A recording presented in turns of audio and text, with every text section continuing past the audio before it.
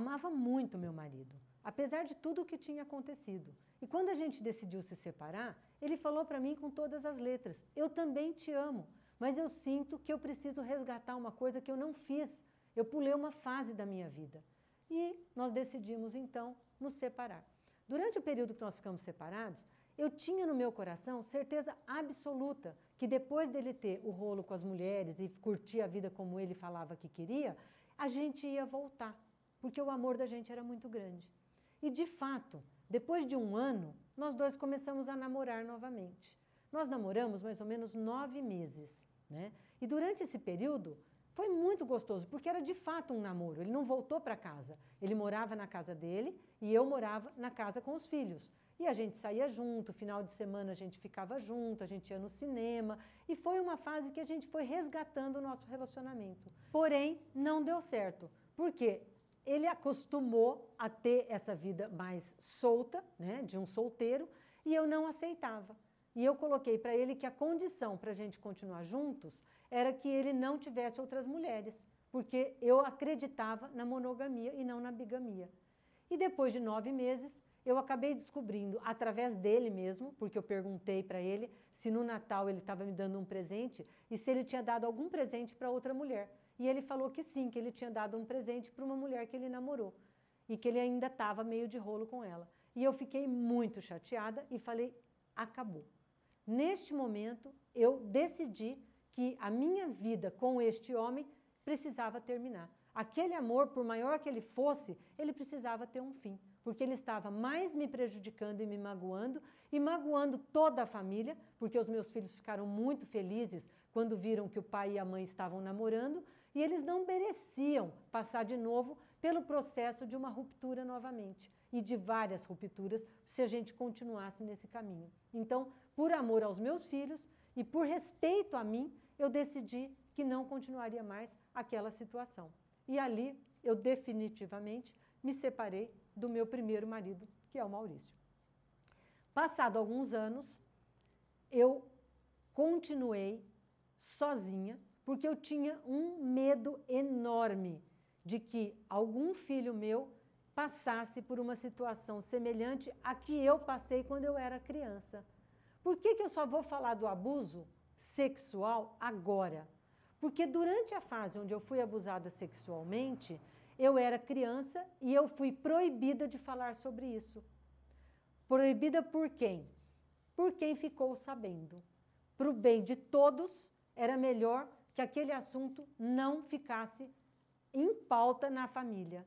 E eu me calei e foi na situação separada, com 3 filhos, que eu entrei em contato com a dor profunda de imaginar que os meus filhos pudessem eventualmente ser abusados sexualmente por alguém que eu colocasse dentro da minha casa.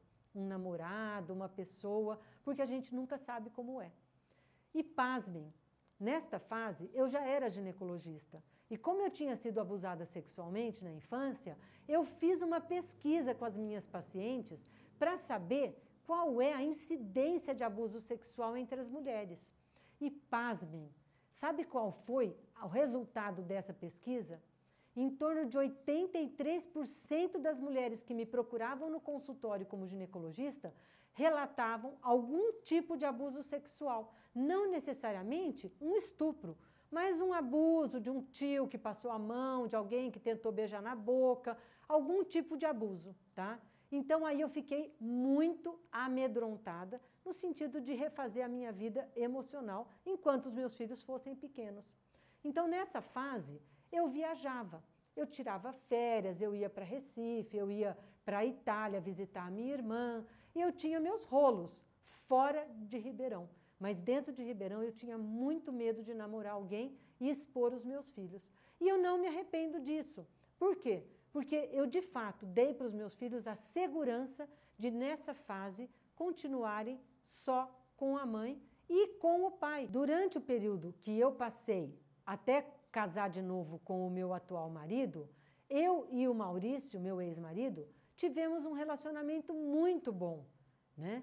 Porque a gente entendeu que se a gente se amava e estava decidindo se separar, vamos deixar de lado todos os erros que nós cometemos.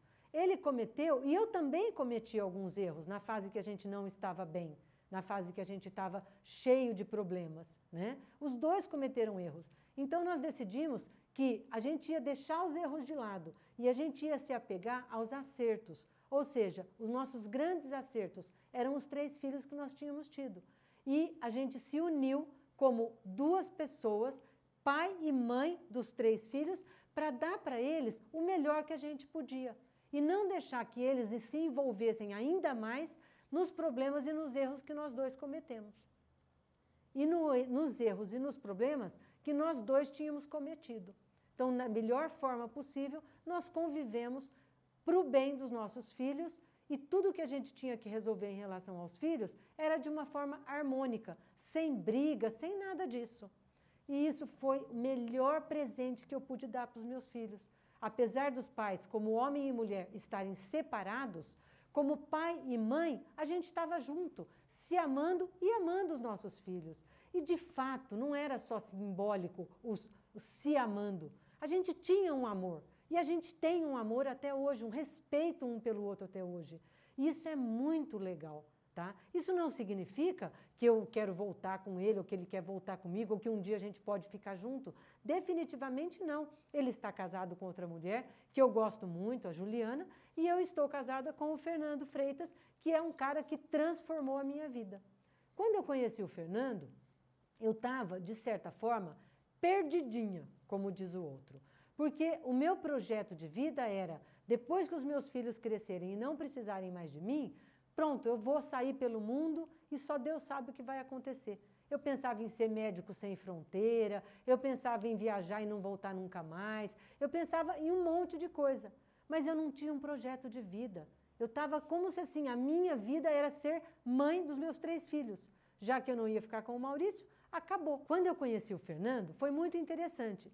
Um amigo meu, que é ginecologista, já tinha me falado dele 5 anos antes de eu conhecê-lo, dizendo que ele era um professor que fazia leitura corporal, que ele podia olhar para a gente e fazer um scanner. Ele saberia tudo só de me olhar, quem eu era e os meus problemas todos.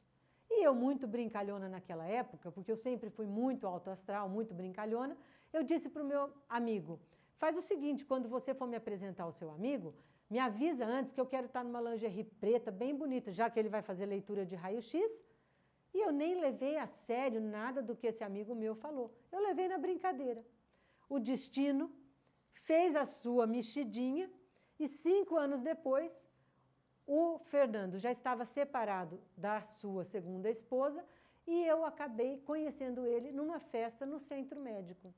E quando eu conheci o Fernando, a primeira coisa que eu falei foi, nossa, ainda bem que eu estou toda arrumada numa lingerie preta, porque diz que você faz leitura de raio-x. Você olha para a gente e faz uma leitura de raio-x como se fosse um scanner. Ele não entendeu nada, porque ele nem sabia que esse amigo dele tinha falado isso para mim. E eu dei risada e saí de perto. Mais tarde eu voltei para sentar na mesa deles e nós dois começamos a conversar. E eu contei para ele que eu tinha uma filha que estava enfrentando alguns problemas. E ele falou, leva ela lá para fazer constelação comigo. E aí eu levei ela para fazer constelação com o Fernando e nesse meio do caminho nós dois começamos a namorar. E foi um presente que o universo me deu, o Fernando. Porque além de trabalhar a minha filha caçula que estava com problema, devagarzinho, com esse jeito carinhoso, com esse jeito potente dele, ele foi me trabalhando para eu encontrar projetos na minha vida. Quando ele me conheceu, foi a época que eu mais ganhei dinheiro na minha vida. Mas foi a época que eu quebrei.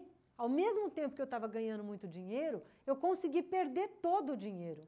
Porque eu estava construindo uma casa, eu estava vivendo de uma forma totalmente sem objetivo de vida. Lembra que eu falei que o meu objetivo de vida era ir embora? Então eu não fazia raiz, eu não fazia laço, eu não queria que nada me segurasse aqui. Então eu ganhava dinheiro, mas não conseguia reter o dinheiro. Eu não conseguia administrar o meu dinheiro, eu não conseguia investir em nada. E quando eu conheci o Fernando, ele falou assim, mas não é possível, Carla. Você é uma mulher linda, potente, inteligente, todo mundo te conhece, você é querida pelos colegas, pelas suas clientes. O que acontece que você está andando de Fusca emprestado? que você não consegue pagar suas contas, está devendo um monte de gente. E eu falei, não sei, Fernando, não sei o que acontece. E ele fez um trabalho comigo e me ensinou, primeiro, a ter um objetivo na vida, a ver a longo prazo. Se você não vê a longo prazo, você não consegue trabalhar e fazer planos. E ali eu comecei a fazer planos, porque a partir daquele momento eu tinha um motivo para estar aqui e para fazer planos. Por isso o Fernando foi muito importante na minha vida. Rapidamente, eu comecei a refazer o meu patrimônio, eu troquei de carro, devolvi o Fusca para o meu cunhado Márcio, que me emprestou no período que eu estava quebrada, e eu comprei um primeiro carro, né? um Palio azul marinho, eu não esqueço, porque foi assim uma alegria muito grande eu conseguir de novo me reerguer, e eu agradeço o Fernando por isso. Bom, passado mais algum tempo, eu e o Fernando resolvemos morar juntos, e ele se mudou para a casa que eu tinha construído, que eu tinha acabado de construir. Acontece que eu construí essa casa meio a meio com o meu ex-marido. Ou seja, a casa não era só minha, a casa era também dos meus filhos, porque metade da casa foi paga pelo pai deles. Quando o Fernando mudou para minha casa, ele já tinha me falado, Carla, eu acho que isso não vai dar certo. Falei, como não vai dar certo? Os meus filhos todos já estão na faculdade. O Leandro estava em Botucatu, a Gabriela tinha entrado na faculdade em Campinas e a Carolina tinha entrado na faculdade em Bauru. Ou seja, eu estava sozinha morando na casa que eu tinha acabado de construir com 4 suítes.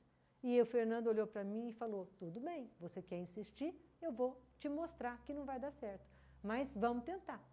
E ele veio para minha casa e nem permitiu que eu tirasse as roupas dele e todas as coisas dele de dentro das caixas. Ele falou, vamos fazer um teste antes de desfazer as minhas malas? Eu falei, mas para quê, Fernando? Ele falou, escuta o que eu estou te falando. Depois, se der tudo certo, eu refaço, eu tiro as minhas coisas da mala. E ele, mais uma vez, estava certo. Aquilo causou um incômodo muito grande para os meus filhos. E depois de 15 dias morando na minha casa, eu recebi uma carta dos meus filhos dizendo que a casa era deles e que eles não estavam se sentindo confortável com a presença do Fernando na casa. Que se eu quisesse casar com o Fernando, que tudo bem, que eles respeitavam, mas que eu morasse em outra casa e não lá na casa deles. Nossa, o mundo caiu para mim quando isso aconteceu, porque eu tinha passado tanto perrengue para conseguir construir aquela casa e os meus filhos viram isso. Eu tinha ficado quase 10 anos sozinha para que eles tivessem a segurança de eu não colocar outro homem dentro de casa. Só que na hora, nada disso importou para eles. Eu fiquei muito chateada. Durante um bom tempo eu fiquei chateada. E o Fernando falou para mim, Carla, não dramatiza isso. Você tem uma característica que eu admiro, que é sempre ver o lado bom da coisa. Então, olha, eles já estão para a faculdade, eles já estão indo para a vida, eles estão adultos, e nós dois podemos refazer a nossa vida sem preocupação. Nós podemos, sem problema nenhum, alugar uma casa e a gente vai morar junto. E juntos a gente vai refazer o nosso patrimônio. Um dia nós teremos a nossa casa como você sempre sonhou. E eu acreditei. E eu e o Fernando saímos de lá. E fomos imediatamente, isso foi no final do ano, era dia 24 de dezembro. Nós fomos passar o Natal na casa dos pais do Fernando e voltamos. Quando nós voltamos, eu já peguei um caminhão de mudança e me mudei daquela casa.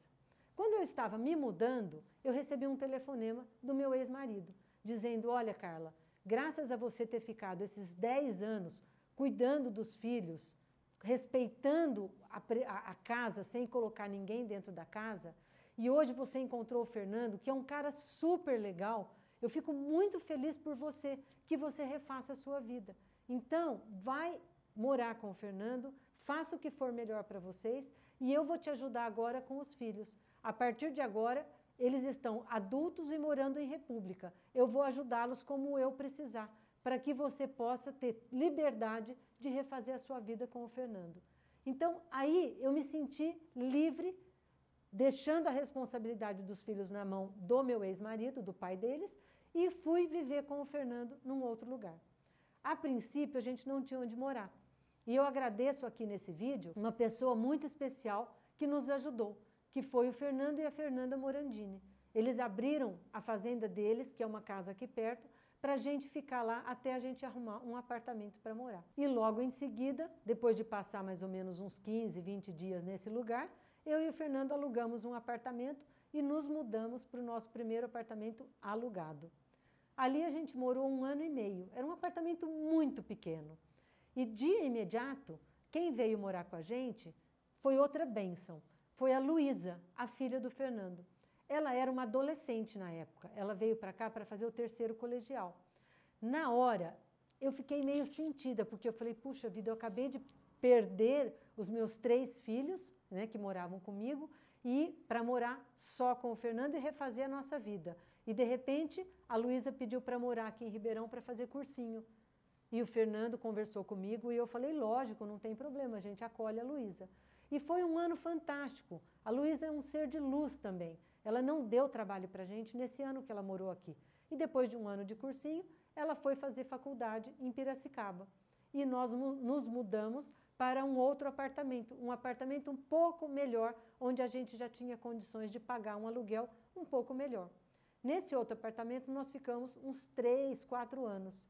E nessa fase, a gente curtiu muito um ao outro. A gente fortaleceu muito a nossa relação. Eu aprendi muito com o Fernando, porque eu estava começando a me evoluir como ser humano, como uma pessoa que trabalha com sistêmica. Eu comecei a fazer os cursos do Fernando. E eu tinha uma dificuldade, porque o Fernando ele já estava lá em cima.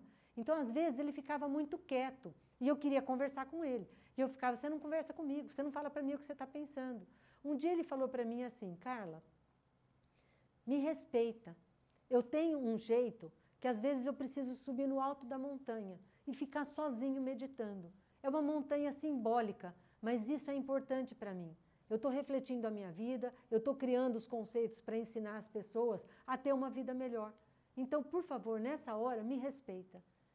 Eu fiquei chateada nos primeiros dias, mas depois eu falei, puxa vida, eu estou aqui para aprender com o Fernando e não para discutir com ele. E aí eu aceitei. Quando ele estava mais quieto, eu respeitava. E depois ele voltava ao normal e ficava numa boa comigo. E ali nós fomos construindo um relacionamento embasado no respeito, embasado no diálogo, embasado no contrato de vida que eu vivo falando para vocês nas lives, tá? Senta e refaz o contrato de vida. E tem uma coisa que me chamava muito a atenção. Os meus pais são um casal extremamente carinhoso um com o outro até hoje. Eles têm 60 anos de casados, fizeram agora em abril. E nesses 60 anos de casados, eu como filha nunca vi os dois discutindo, brigando, pelo contrário, é um por um, o outro pelo outro. Eles são muito unidos, eles são carinhosos, eles não deixaram apagar aquela chama da paixão. Eles estão sempre se beijando na boca, eles estão sempre elogiando, um elogiando o outro para todo mundo. E isso é uma parceria que eu aprendi com eles. E agradeço aqui nesse vídeo o meu pai e a minha mãe, que me deram um bom modelo de casal. Eles erraram muito. Eles tiveram várias coisas que eles fizeram de uma forma inadequada. Mas eles nos deram um bom referencial de casamento, de casal. E assim como, quando casada com o Maurício, eu fui uma mulher extremamente carinhosa, com o Fernando eu também fiz isso. Eu adorava fazer as coisas para ele, eu adorava demonstrar o meu amor por ele. E aí, toda hora eu falava para ele assim, amor, eu te amo. Sabe que eu te amo muito? Ai, como eu te amo. Um dia o Fernando virou para mim e falou assim, Carla, você tem algum problema de memória, Alzheimer, assim, você esquece as coisas? Oi? Eu falei para ele, não, por que você está me falando isso? Porque toda hora você me fala que me ama. Eu não esqueci que você me ama, eu sinto que você me ama. E dá uma impressão de que você fica esperando que eu fale para você o tempo todo que eu também te amo. E isso é muito desagradável. Gente, eu não conseguia entender isso, porque o meu modelo era pai e mãe falando que se amam o tempo todo. E aí eu parei e falei, puxa, de fato, o Fernando demonstra que me ama o tempo todo, em atitudes, num olhar, num toque, num carinho, num pegar na mão. De fato, eu não preciso ficar falando para ele o tempo todo que eu o amo e nem preciso que ele me fale o tempo todo que me ama.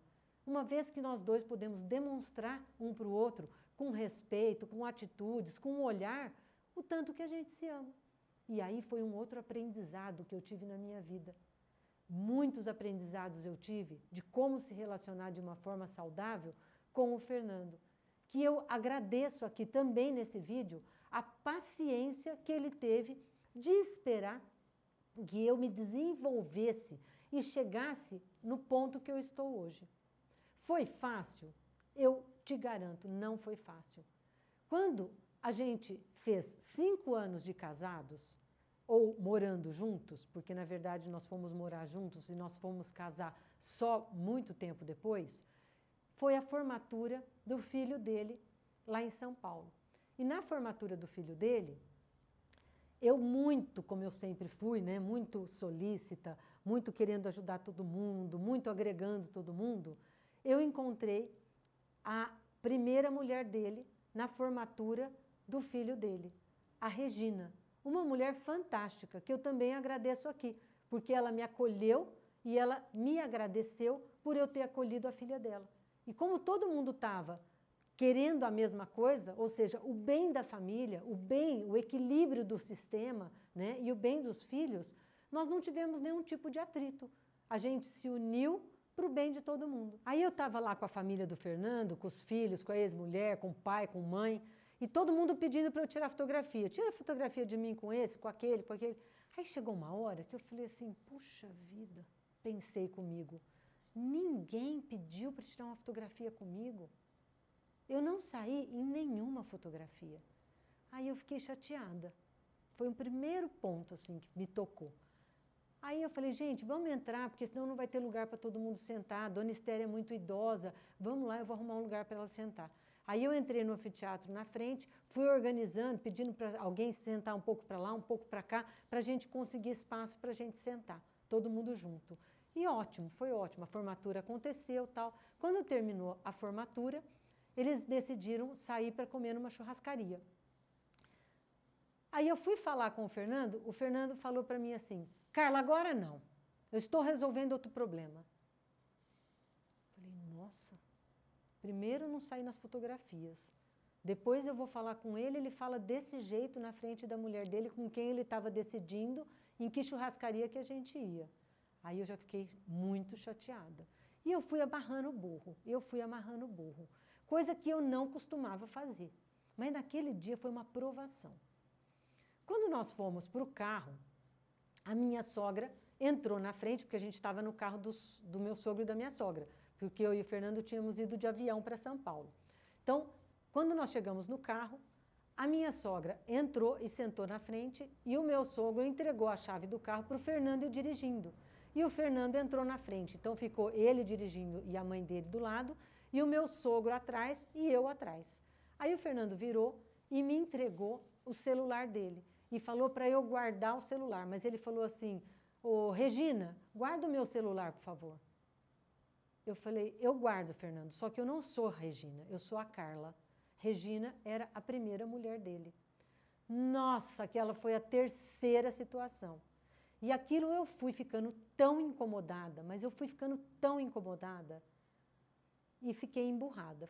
Chegamos lá na churrascaria, sentamos todos, eu sentei do lado do Fernando e tal. Aí ele falou assim, o que você quer beber? Eu falei, nada. Ele continuou conversando, fez o pedido de todo mundo. O que você vai comer? Nada. Ele não me deu a menor bola. Ele continuou fazendo a festa da formatura do filho dele como se eu nem estivesse ali. E aí eu fiquei mais chateada ainda, mais emburrada ainda. Tudo bem. Terminou aquele churrasco, tudo bem, terminou aquele jantar, nós fomos dormir na casa de um apartamento de uma tia minha que tem um apartamento lá em São Paulo, só estava eu e o Fernando, e eu fiquei muito triste. Eu praticamente chorei a noite inteira. O Fernando olhou para mim, abriu um livro e ficou lendo o livro e nem me perguntou o que eu tinha. Aquela noite foi uma das piores noites da minha vida. No dia seguinte, nós acordamos, pegamos um táxi e fomos para o aeroporto para pegar o voo para Ribeirão Preto. Eu muito chateada com ele. E ele totalmente me ignorando. Quando nós entramos no avião, ele sentou, eu sentei, ele abriu um livro. Quando ele abriu o livro, ele olhou para mim, fechou o livro e me perguntou: o que está acontecendo, Carla? Era tudo o que eu queria, porque aí eu já comecei a falar. Que ele tinha me chamado de Regina, que eu estava muito chateada. Na hora, ele falou: para. Quantas vezes você já me chamou de Maurício? E eu nunca dei nenhum tipo de chilique. E tem outra coisa, eu não vou continuar essa conversa com você, porque você está infantil.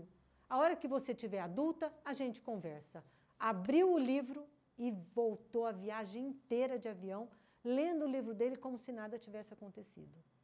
Naquele momento, eu passei 1h30 da viagem pensando o seguinte: ou eu termino com esse cara que não me considera, que não entende a minha dor, que me fez sofrer, ou eu me torno uma adulta, porque já tinha 5 anos que eu estava fazendo os cursos do Fernando.